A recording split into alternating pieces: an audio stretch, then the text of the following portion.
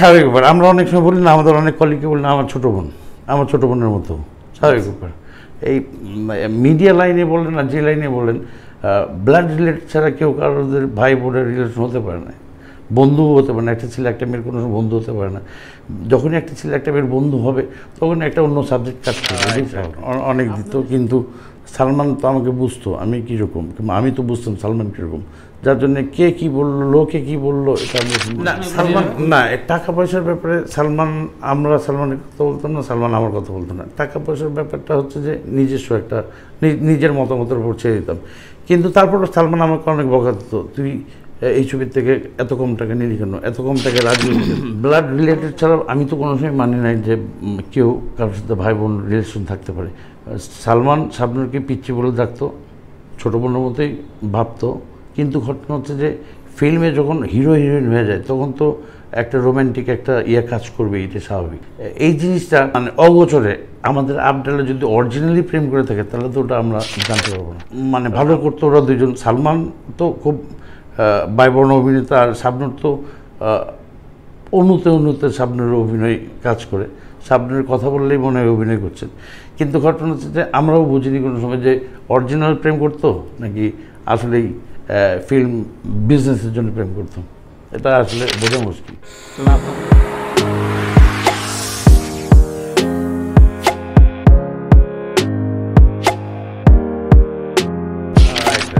অনেক দিত, কিন্তু সালমান তো আমাকে বুঝতো আমি কীরকম, কিংবা আমি তো বুঝতাম সালমান কীরকম, যার জন্য কে কী বললো, লোকে কী বললো এটা আমরা শুনতাম না।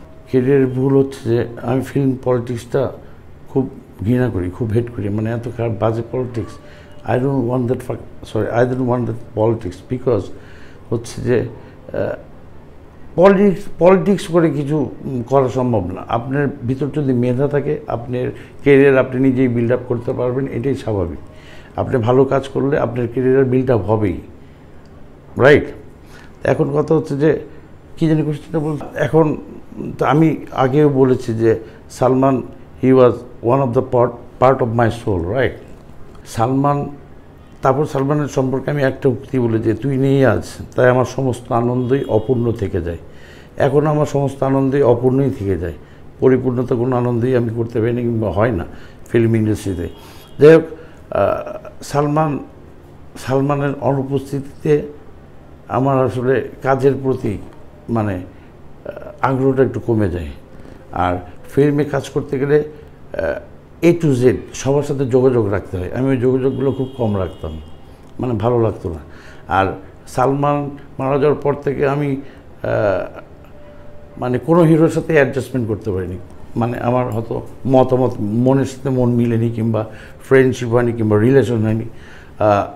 এখন ইদানিং এই 3-4 বছর হলো সাকিবের সাথে সবগুলো ছবি কাজ করছি এবং সাকিবের সাথে অ্যাডজাস্টমেন্ট ভালো হচ্ছে। এটা হচ্ছে যে এটাও একটা বিজনেস, ফিল্ম বিজনেস। যে বিজনেসটা মনে করেন আমি হয়তো ওই বিজনেসটা ভালো মতো বুঝিনি, যে আমার সম্মানটা কীভাবে বাড়াবো, কিংবা কীভাবে আরও মানে চাপ সৃষ্টি করে আরও বেশি টাকা। সালমান না, টাকা পয়সার ব্যাপারে আমরা সালমানের কথা বলতাম না, সালমান আমার কথা বলতো না। টাকা পয়সার ব্যাপারটা হচ্ছে যে নিজস্ব একটা নিজের মতামতের উপর ছেড়ে দিতাম। কিন্তু তারপরও সালমান আমাকে অনেক বকা দিত, তুই এই ছবির থেকে এত কম টাকা নিলি কেন, এত কম টাকা রাজি হলি কেন। আমরা তখন এত ছোট ছিলাম, তখন মানে ওভাবে টাকার মূল্যমান কিংবা ওভাবে টাকাকে আমরা এত মূল্য দিইনি। আচ্ছা ঠিক আছে, দিছে এই লোকটা একটা শর্ট অ্যামাউন্ট দিছে, আমাদের প্রবলেম প্রোডাকশন সমস্যা, ডন সাহেব এই অ্যামাউন্টটা দিলাম, এই অ্যামাউন্টে কাজ করে আমি এত মেনে নিলাম যে না ঠিক আছে করে দিই কাজ। এইভাবেই আমার রেমোশনটা আমি কোনো সময় বাড়াইতে পারিনি, এখনও পারিনি। আমি 20 বছর আগেও জানিয়েছি, এখন হয়তো তার থেকে একটু বেশি নিতে পারি। ব্লাড রিলেটেড ছাড়া আমি তো কোনো সময় মানি নাই যে কেউ কারোর সাথে ভাই বোন রিলেশন থাকতে পারে। সালমান শাবনূরকে পিচ্চি বলে ডাকতো, ছোটো বোনের মতোই ভাবতো। কিন্তু ঘটনা হচ্ছে যে ফিল্মে যখন হিরো হিরোইন হয়ে যায় তখন তো একটা রোম্যান্টিক একটা কাজ করবে, এটা স্বাভাবিক, তাই না? তো এখন এই জিনিসটা যদি মানে অগোচরে আমাদের আপডালে যদি অরিজিনালি প্রেম করে থাকে তাহলে তো ওটা আমরা জানতে পারবো না। কারণ আমরা তো যখনই শুটিং করছে তখনই তো রোম্যান্টিক কাজগুলোই করছে, যার জন্য ওদের কী বলে এটাকে যে কেমিস্ট্রি, ওদের কেমিস্ট্রিটা ভালো মানে ভালো করতো ওরা দুজন। সালমান তো খুব বায়বর্ণ অভিনেতা, আর শাবনূর তো অনুতে শাবনূরের অভিনয় কাজ করে, শাবনূরের কথা বললেই মনে হয় অভিনয় করছেন।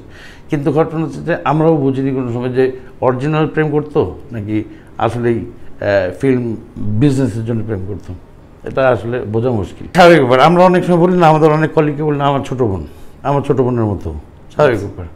এই মিডিয়া লাইনে বলেন আর যে লাইনে বলেন, ব্লাড রিলেটেড ছাড়া কেউ কারোদের ভাই বোনের রিলেশন হতে পারে না, বন্ধু হতে পারে না। একটা ছেলে একটা মেয়ের কোনো বন্ধু হতে পারে না।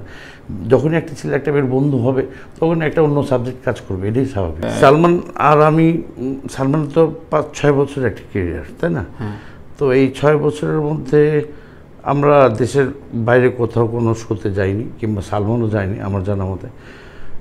শোর কালচারটা সালমান মারা যাওয়ার আরও অনেক পরে এই কালচারটা মানে তাড়াতাড়ি গ্রোপ মানে বিল্ড আপ হয়েছে যে শো করতে হবে। মানে আমেরিকাতে হোক, লন্ডনে হোক, জাপানে হোক, সৌদি আরবে হোক, মালয়েশিয়াতে হোক, দুবাই হোক, এটা একটা মানে ট্রেড হয়ে গেছে, একটা ইয়ে হয়ে গেছে।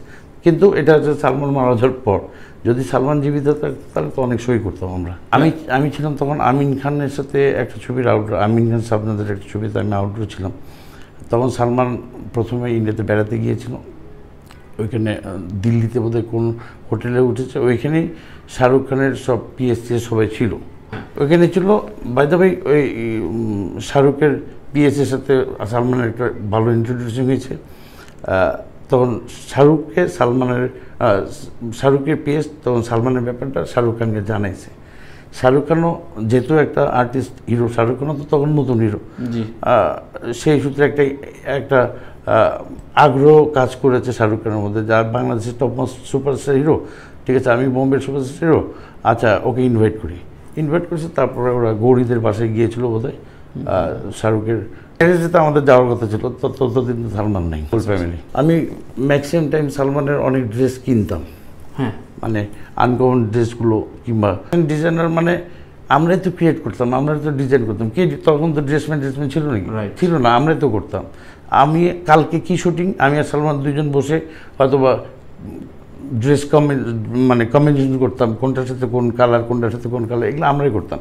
আর ভাবি অ্যাডভাইস দিত যে এটার সাথে এটা পড়ো, এটার সাথে এটা পড়ো, আমরা এগুলো করতাম। আর আমি হচ্ছে যে ক্রিয়েশন করতাম, মনে করেন এক্সপেরিমেন্ট করতাম, গেঞ্জি কাটতাম এদিক দিয়ে কাটতাম, প্যান্ট কাটতাম, প্যান্টে লিখতাম, মানে এক্সট্রাঅর্ডিনারি একটা স্টাইল। আচ্ছা, তো এটা তো ফ্যাশন ডিজাইনের মধ্যেই পড়ে। অবশ্যই আমি সালমানকে একটা মানে কাপড় বেঁধে দিয়েছিলাম মাথায়, তখন ওই ভ্যান্ডানা যেটাকে বলে আমরা, কিন্তু ওটা ছিল বালিশের কাভার। হ্যাঁ, ওইটা বালিশের কাভার ছিল। ওটা আমি প্রথমে মাথায় পড়েছিলাম, মাথার মধ্যে তেল দেওয়া ছিল, চাদর বাদর মানে নষ্ট হয়ে যাবে বিধায় আমি বালিশের কাভারটা নিয়ে আমি মাথায় বেঁধেছিলাম। আর তখন ওই গেট আপটা দিয়েছিল হচ্ছে যে সঞ্জয় দত্ত ইয়ালগার ছবিতে। আচ্ছা, তখন ইয়ালগার রিলিজ পাইনি।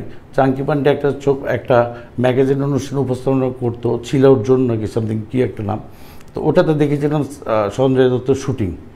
তো ওই তখন হচ্ছে যে সালমানকে আমি বললাম যে দোস্ত তুই যদি এটা পড়িস তাহলে মানে আলাদা একটা এক্সট্রাঅর্ডিনারি দেখবে। তারপরে সালমান আমার মাথাটা করে পরে আয়নাতে দেখে যে হ্যাঁ সুন্দর লাগছে।